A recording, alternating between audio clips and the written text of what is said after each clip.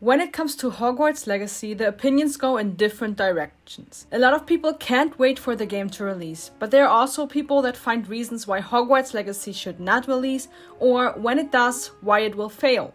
Personally, I am one of the ones that are super excited for the game to finally release, and I believe that Hogwarts Legacy has a huge potential to be one of the most successful games, if done right. In this video, I want to share my 5 reasons why I believe Hogwarts Legacy will be successful once it releases, and I would love to hear your opinion in the comments. But first, let me welcome you to another Hogwarts Legacy video on my channel. We are getting closer and closer to receiving more footage and news and the actual time period the game is supposed to release in, so if you enjoy my content and you want to see more of Hogwarts Legacy and Wizarding World videos, then please consider subscribing. We are getting closer and closer to 400 subscribers, and reaching that would be a huge milestone for me.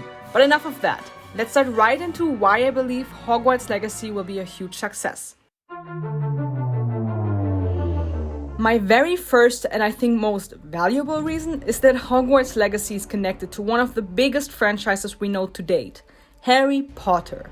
That means that we have a massive Wizarding World community and fan base of people young and old that will want to pick up the game simply to see what it has to offer. That definitely puts a lot of pressure on the developers, but I hope it also motivates them to make this game as immersive as possible, dig even deeper for details and references that only crazy Potterheads like me will understand, and make it feel just as magical for people that are only now discovering the Wizarding World. That actually brings me to my next reason.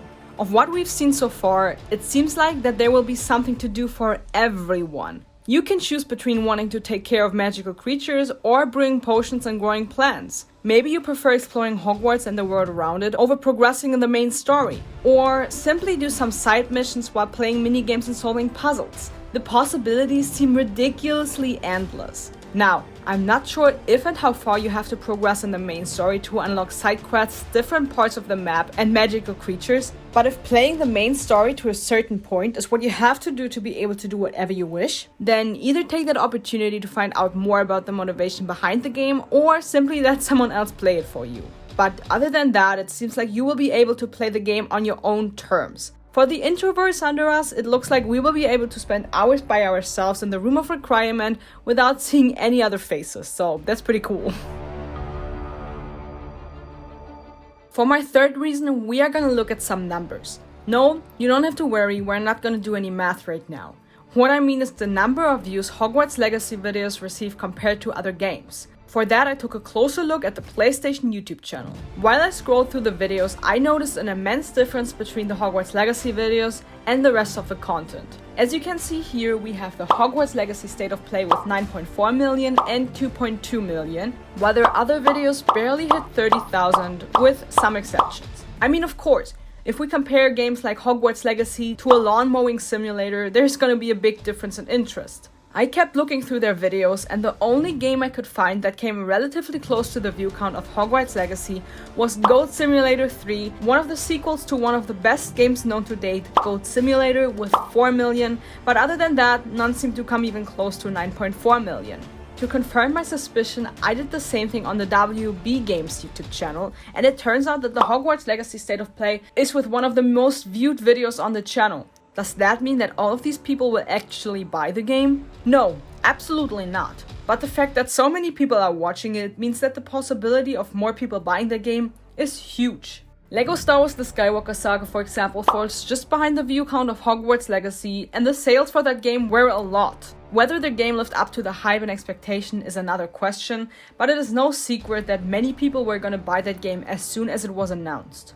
All that to say that the numbers look extremely promising. Whether that will be the reality is unknown until Hogwarts Legacy releases in November or December.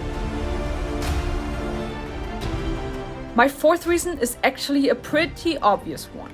The fact that Hogwarts Legacy will release for multiple consoles, those being the PlayStation 5, PlayStation 4, Xbox One, Xbox Series X and S, and Nintendo Switch, plus of course the computer, is gonna be a huge reason why it will be bought more often than if it would be a console exclusive.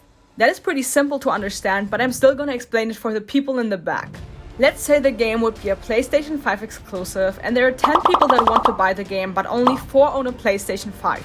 That means that the other people either have to buy a PlayStation 5 or they can't play the game, which will result in only 4 copies being sold instead of 6, 7, 8, or maybe 9 or 10. However, if the game is available for more consoles and there are 4 people owning a PlayStation 5, 3 own a Nintendo Switch, 2 own a PC, and 1 owns neither, then instead of only 4 people being able to buy the game, 9 can now buy the game. I'm not saying they should bring it out for Game Boy to appeal that audience as well. It's already difficult that they bring it out for Nintendo Switch in the first place, but I hope you understand what I'm trying to say. Again, whether the game is gonna live up to the expectations once people bought it is another question. But first, a game needs to be purchased and played before anyone can have an opinion.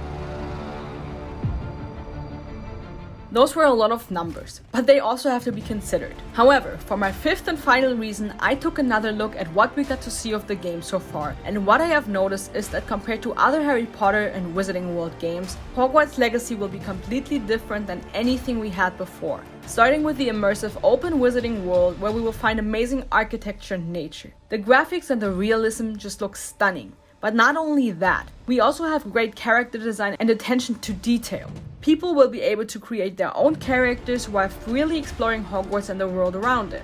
Plus, it seems like we will be experiencing a very promising story that will let us make our own decisions, which eventually determine the wizard or witch we're gonna be. If that doesn't attract people to at least try the game, then I don't know what will. I just really hope with all my heart that this is gonna be the game we have been waiting for over 2 decades. I mean, I personally haven't been waiting for 2 decades, as I don't think I've been waiting since I was 2 years old, but a lot of older people have, and they deserve not to be disappointed. What do you think? Do you agree with my reasons, and do you have some other reasons yourself that you would like to share? If you liked this video, give it a thumbs up and subscribe to not miss out on any of my videos that are now gonna come regularly again. Regularly?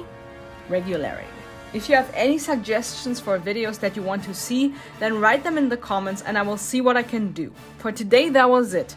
I will see you in my next video. Until then, bye!